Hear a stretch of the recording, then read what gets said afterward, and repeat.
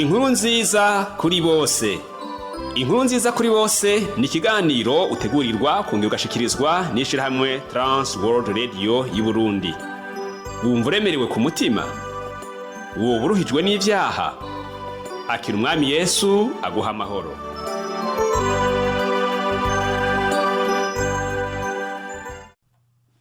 Nshuti mugenzi, munywanye ibiganiro by'ishirahamwe Trans World Radio y'u Burundi, muvukanyi mukunzi w'ikiganiro inkuru nziza kuri bose. Pastori Michel Ntamubano namanda kigutegurira nkongera nkakigushikiriza. Ndakuramukije amahoro y'Imana abane nawe. Ndaguha ikaze mu kiganiro cawe kandi ndakwipfurije umugisha w'Imana no guhezagiranwa nanje. Mu kiganiro giheruka twarize ku bucunguzi bwa Yesu. Twabonye ko yavutse nk'abantu, afise umubiri w'inyama n'amaraso, maze arandura Satani. Yishushanije natwe nk'umuherezi mukuru, aduserukira imbere y'Uhoraho Imana. Yaratwishuriye imyenda y'ivyaha, apfa mu gishingo cacu. Uno musi naho turigira hamwe iby'agakiza kabonerwa muri Yesu Kristo. Ubutumwa bwuzuye dusanga muri Bibiliya yose bushingiye ku gakiza karonkerwa muri Yesu Kristo. Mu kwiga kuri iki cigwa c'agakiza, tubanza kumenya agakiza icarico, tumenye nimba dukeneye agakiza, tubone ibyo umwami Yesu yakoze, twige ingene agakiza umuntu akakira, hanyuma tubone ubuzima bakirijwe bazobamwo inyuma yo kwakira agakiza. Mu kubandanya icigwa cacu, dusome amajambo twishimikiza, aya nayo twayasanga mu butumwa bwiza bwa Mariko igice c'10. Turasoma duhereye ku murongo wa 42 tugeze ku murongo wa 45. Ndasoma. Yesu acarabahamagara bose ababwira ati: Murazi ko abatwari b'amahanga batwaza umukazo abantu babo, kandi ko baganza babacinyiza. Uko siko bikwiye kumera muri mwebwe. Ushaka kuba mukuru muri mwebwe ategetswe kuba umukozi wanyu, kandi ushaka kuba uwa mbere akwiye kuba umugurano wa bose. Kuko n'umwana w'umuntu ntiyazanywe no gukorerwa, ahubwo yazanywe no gukorera abandi no gutanga ubuzima bwiwe ngo bube incungu ya benshi. Mugenzi, muri aya majambo dusomye, Yesu yavuze ku byerekeye ugushaka ubukuru, yerekana uburyo bwiza bwo gushika kuri ubwo bukuru, mbere acanitanga k'akarorero. Turabona ko mu bigishwa hadutsemwo intambara. Yakobo na Yohana bari bamaze gusaba ibibanza by'icubahiro by'agaciro kuruta ibindi byose. Umwe yasaba ngo azoherere iburyo bwiwe, uwundi nawe ngo azoherere ibubamfu bwiwe nibashika mw'ijuru. Ibyo navyo bikaba byatumye abandi bigishwa 10 nabo bashavura cane, kuko bari bipfuza ibyo bibanza nyene. Muri no nyigisho ya Yesu turabona yerekana ububasha bwo kw'isi. Yesu arerekana yuko abategetsi bo kw'isi bakoresha ububasha bwabo kugira ngo baganze abantu kandi babakandamize babahohotera. Ikindi tubona nuko Yesu yerekanye inzira itandukanye n'ibyifuzo byabo. Yesu abwira abigishwa biwe ati: Siko biri kuri mwebwe. Ubukuru bw'ubwami nyakuri bupimwa n'ingene umuntu akorera abandi cane, aho gupimwa n'ingene abantu bamukorera. Yesu yarongeye gusigura iby'ubukuru kuva ku butegetsi gushika ku basuku. Yavuze ati: Uwushaka kuba ukomeye wese ategetswe kuba umusuku. Yerekana kandi ikibanza co hasi. Yavuze ko umuntu wese yifuza kuba uwa mbere ategetswe kuba umuja wa bose, akareka ikibanza n'uburenganzira bwiwe bwite ku bw'ineza y'abandi. Yesu yitanze ko akarorero ka nyuma, yerekana igikorwa ciwe. Yavuze ko umwana w'umuntu atazanywe no gukorerwa, ahubwo yazanywe no gukorera abandi. Ubwa nyuma yamenyesheje ibyo kuba incungu. Ikimenyamenya nyamukuru c'igikorwa ciwe ni umusaraba. Yavuze ngo umwana w'umuntu yaje gutanga ubuzima bwiwe nk'incungu kugira ngo abohore imbohe zo mu by'impwemu n'abaja. Yesu ahuza uburongozi nyakuri n'ukwitanga, ataguca ku ruhande.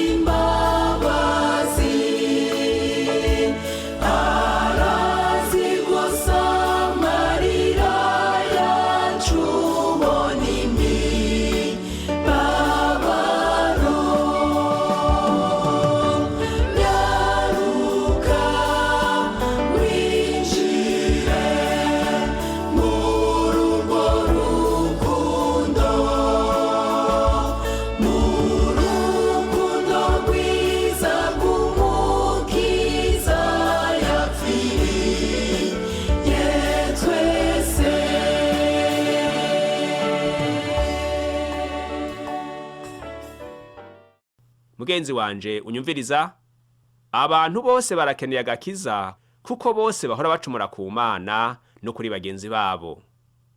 Abantu rero bafise ingorane ikomeye. Ubwa mbere, icaha kidutandukanya n'Imana. Usomye mu gitabo c'Uwavugishwa n'Imana Yeremiya igice ca 59 ku murongo wa 2 havuga ngo ibyaha byanyu nibyo byabatandukanije n'Imana. Iyindi ngorane nuko icaha kizana urupfu. Paulo ayivuga neza mu kete yandikiye Abaroma igice ca 6 ku murongo wa 23 ngo ingero y'icaha n'urupfu. Ingorane igira gatatu nuko tudashobora kwikiza. Paulo naho nyene arabivuga mu kete yandikiye Abanyefeso igice ca 2 usomye uhere ku murongo w'8 n'umurongo w'9 havuga ngo si kubw'ibikorwa kugira ngo ntihagire uwirarira. Nshuti yanje, ivyanditswe vyera biravuga ko twari abaja b'ivyaha, turabatsindwa kandi twiteze urupfu, nk'uko mu kete ry'Abaheburayo igice ca 2 ku murongo wa 15 havuga. Yesu yabaye inyishu y'iyo ngorane ikomeye twari dufise. Ni umucunguzi wacu nk'uko twabibonye mu kiganiro giheruka. None yabikoze gute? Ubwa mbere yagiye mu kibanza cacu. Ku musaraba yaciriwe urubanza rwari kuba urwacu, maze arabambwa ku musaraba apfa urupfu ruteye isoni. Pawulo arerekana urwo rupfu yapfuye usenye mu kete rya 2 yandikiye Abikorinto igice ca 5 ku murongo wa 21. Ukundi yabikoze yadutangiye ikiguzi. Mu kete rya mbere ryanditswe na Petero igice ca 1 ku murongo wa 18 wa 19 twari twahasomye hatubwira ko twaguzwa amaraso y'igiciro kinini. Kwa gatatu yaranesheje urupfu. Kristo yapfuye azize ivyaha vyacu. Yarabambwe, arapfa, maze ku munsi ugira gatatu arazuka ava mu mva. Pawulo niko abivuga mu kete rya mbere yandikiye Abikorinto igice ca 15 soma uhere ku murongo wa 3 n'uwa 4 urabibona neza. Ubundi buryo yabikozemwo yatanze ubuzima bushasha. Ubutumwa bwiza bwa Yohana igice c'10 ku murongo wa 10 aravuga ngo Yesu ubwe nuko yariko yivugira ngo naje kugira ngo intama zironke ubugingo kandi ziburonke busagutse. Pawulo nawe aca bivuga mu kete rya 2 yandikiye Abikorinto mu gice ca 5 ku murongo wa 17 ngo iyo umuntu ari muri Kristo Yesu aba ari cari mu gishasha. Nshuti yanje unyumviriza, uri muri Yesu nk'intama iragiwe n'umwungere mwiza nka Yesu, uronka ubugingo kandi ukaburonka buri umusesekara. Bisigura ngo muri Yesu hari ibikwiye umufise ntaco womukenana. Gusa bamwe arabanyarukiriza, abandi akabitondesha bivanye n'ico ashaka gushikako. Ntiwomubaza rero ngo kubera iki bamwe ubihutisha ukabanyarukiriza abandi ukabatevya. Oya, wewe haranira kuba icane mu gishasha kandi ubikomeze ubigumye. Rero agakiza niganuke kado. Mu kukaronka tubanza kwizera umwami Yesu ko ari umwana w'Imana. Ako gakiza kagushikamwo umaze kwaturisha akanwa kawe ibyo wamaze kwizera. Intumwa Pawulo arabivuga mu kete yandikiye Abaroma igice c'10 ku murongo w'9 n'uw'10 ahavuga ko ni waturisha akanwa kawe ko Yesu ari umwami kandi ukizera mu mutima wawe ko Imana muzuye imukuye mu bapfuye uzokizwa. Ngaha rero hari intambuko zoroshe umuntu acako. Intambuko ya mbere, utegerezwa kwemera kuri umunyabyaha kandi kukeneye Imana canke kukeneye umwana w'Imana Yesu uwaje gucungura. Intambuko igira kabiri, ubwirizwa kwizera ko Yesu yagupfiriye hanyuma akazuka. Intambuko igira gatatu, ubwirizwa kwatura. Bisigura ngo kuvuga n'ijwi ryumvikana, iminwa yawe ikabivuga ikabitangaza ko Yesu ari umwami w'ubuzima bwawe. niko kwatura, urabivuga abantu bakavyumva. Intambuko igira kane, ubwirizwa kwakira uwo mwami Yesu. Kumwakira naho uramusaba ngo yinjire mu mutima wawe kugira ngo agukize. Kumusaba naho urabivuga n'iminwa yawe. Mu Vyahishuro Yohana igice ca 3 ku murongo wa 20 haravuga ngo, ehe mpagaze ku rugi ndaramutsa. Ahandi havuga ngo ndakomanga canke ndadodora. Umuntu niyumva ijwi ryanje akugurura, nanje ndinjiriwe dusangire. Mugenzi, Yesu nuba ari ku rugi kandi ariko araramutsa, ariko aradodora, aciye muri aya majambo ndiko ndakuyagira muri ubutumwa bwiza. Niwumva ijwi ryiwe, niwumva aya majambo agukoze ku mutima, ukugurura umutima wawe, ukumva ushaka ko yinjira muri wo kugira ngo akuganze, murasangira za ngorane wari ufise, azigukureko, aguha amahoro mu mutima. Kandi ndakubwira ngo udafise amahoro mu mutima, naho wogira itunga ringana gute, naho wofise ubwiza bungana gute, naho wofise icubahiro kingana gute, ariko ata amahoro ufise mu mutima, wama mu maganya, ukabura itiro, nta munezero ugira. Ariko Yesu aho yinjiye, kuko ari umwami w'amahoro, ayo mahoro araboneka, umunezero ukaboneka, umuntu bikagaragara ku maso yiwe ko anezerewe basi na gatoyi. Niyo atoba afise ibyo arya byinshi, niyo atoba afise itunga ryinshi, niyo atoba afise icubahiro cinshi, ariko urabona ko afise akanyamuneza kuko amahoro ayafise. Uhoraho Imana ashaka kumwizigira.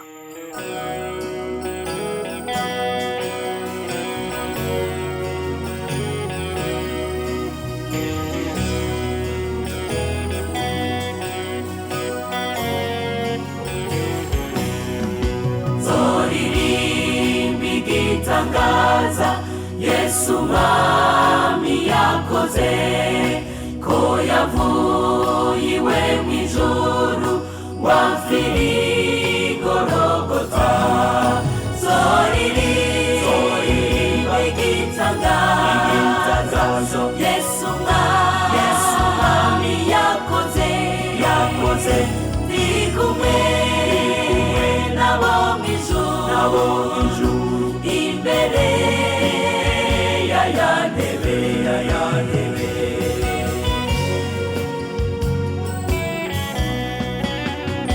Nari nzimiye nk'intama, maze Yesu arambona, aca anshira ku bitugu, ansubiza mu nzira.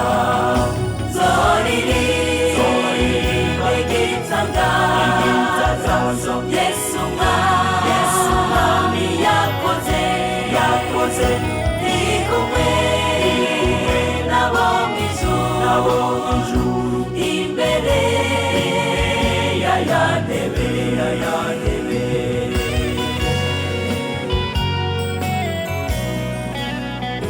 Nari impumyi mfise ubwoba, nari ndendebukiwe, janjaguritse mbabaye, maze Yesu arankiza. Zoririmba igitangazo Yesu mwami yakoze, ndi kumwe nabo mw'ijuru, imbere ya ntebe. Nshuti yanje, mu kurangiza ngomba mvuge ku buzima bw'umuntu yamaze kwakira Yesu ngo abe umwami n'umukiza w'ubugingo bwiwe. Kera uwo muntu yari yaraciriwe urubanza kuko yari umunyabyaha, nk'uko tubibona mu Baroma igice 8 ku murongo wa 1. Ariko amaze kwihana, ubu yarahariwe ibyaha, nk'uko tubibona mu Banyefeso igice 1 ku murongo w'7. Kera yari kure y'Imana. Pawulo arabivuga mu Banyefeso 2:13. Ariko ubu yahindutse umwana w'Imana. Mu butumwa bwiza bwa Yohana igice ca 1:12. Kera yari umuja w'ubwoba nkuko twabibonye mu Maheburayo 2:15.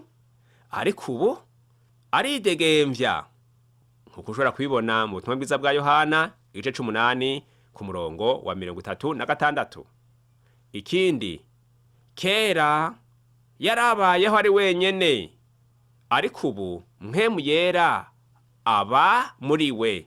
Mpwemu yera rero aba muri we, ntaba kibayeho ari wenyene yihebuye, ariko abaho afise indemesho muri we, afise umutekano muri we, afise umujanama muri we, afise umuntu amwungura ubwenge, akumva ko ashigikiwe kandi agatekana.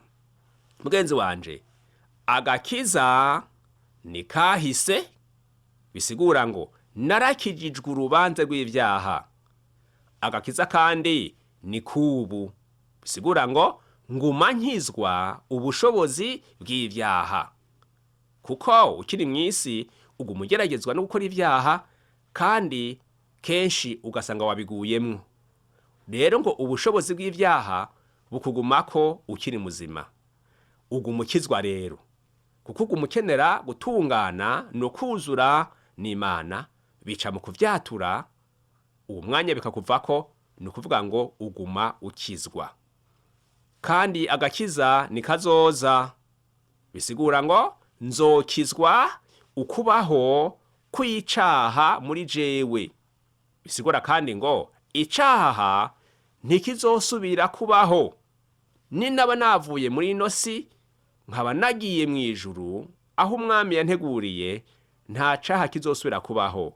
Rero niko gakiza k'imperera caye kanyuma nzoba ndose. Yesu aravuga mu butumwa bwa Yohana igice ca 6 ku murongo wa 37 ngo, ariko abo data yampaye bose bazoza hondi, kandi sinzokwigera nirukana uwuja hondi. Mugenzi, Yesu araca guteza ibiganza utarakizwa. Nawe wasubiye inyuma, Yesu araca guteza ibiganza. Ico usabwa nuko wumva kamo ariko aragutera biciye muri jewe, ukagarukana umutima wawe kuri we, ugaca bugufi, ukigaya, kandi ntazokwirukana. Aguteza ibiganza, yiteguye kukwakira. Mu Vyakozwe n'Intumwa igice ca 4 ku murongo wa 12 haravuga ngo, nta wundi agakiza kabonerwamwo atari we, kuko atarindi zina twahawe munsi y'ijuru ryo gukirizwamwo. Mugenzi, nta rindi zina dukirizwamwo, nta rindi zina ryo kwatura atari umwami Yesu. Yesu rero, Imanueli, niryo zina twahawe ngo umuntu wese akirizwemwo mu kuryatura, mu kumwizera, no kumuha ikibanza ngo aganze mu mutima wiwe. Menya rero ko agakiza atari dini, ahubwo agakiza ni Yesu umwana w'Imana. Bisigura ko umuntu avuze ko yakijijwe, byotegerejwe kumvikana ko afise Yesu muri we. Nshuti yanje nyumviriza, muvuga butumwa nkanje, wewe mwizera uvuga ko wakijijwe, vy'ukuri wisuzumye usanga Yesu umwana w'Imana aba muri wewe, araganza nk'umwami muri wewe, araganza nk'umwami. Mu kiganiro giheruka twabonye ngo abaganza bamwizeye bakamwakira abita abavukanyi biwe, kandi abafata nk'abavukanyi biwe, kuko ari abana b'Imana. Weho uyu mwanya kumbure warigeze kuba mu bihe akwemera nk'umuvukanyi wiwe, uracabirimwo, warabitaye, byapfiriye hehe? Wumva udakeneye gusubira kugaruka ngo ube mu migenderanire myiza nawe? Inyungu si yiwiwe, ariko inyungu ni yiwawe. Yaragukoreye igikorwa, uracungurwa, nawe usaba kumuha ikaze akaba mu mutima wawe. Mbega wumva ushaka kuza aho Yesu ari?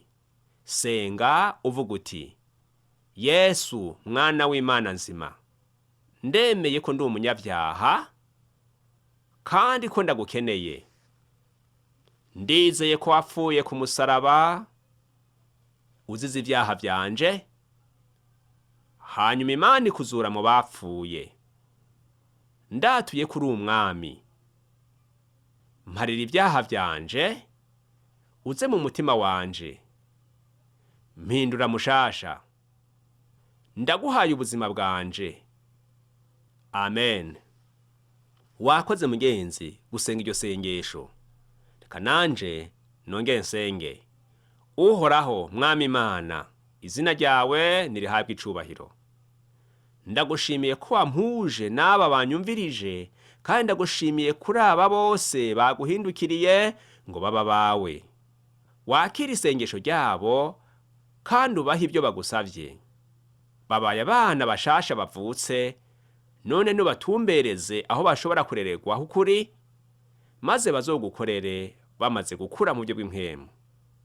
Wamubazigama, ubarinda wa mubi, kandi ubakuze uteko ubahezagire.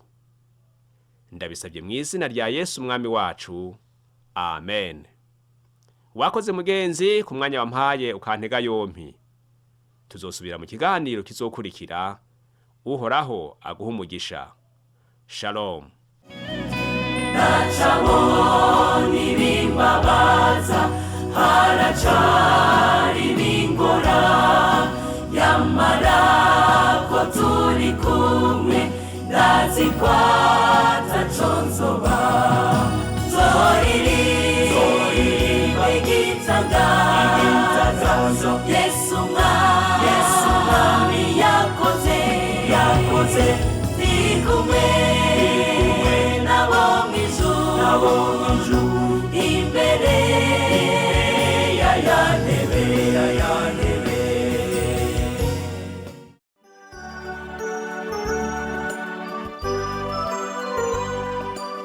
Ico cari ikiganiro Inkuru Nziza kuri bose.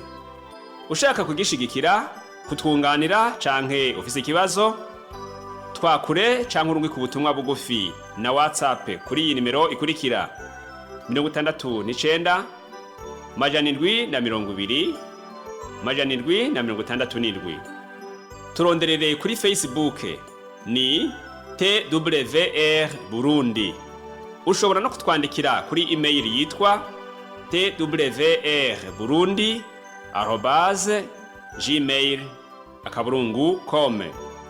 Ushobora no kutwakura kuri nimero 22 24 26 57 ku masaha y'akazi. Imana iguhezagire.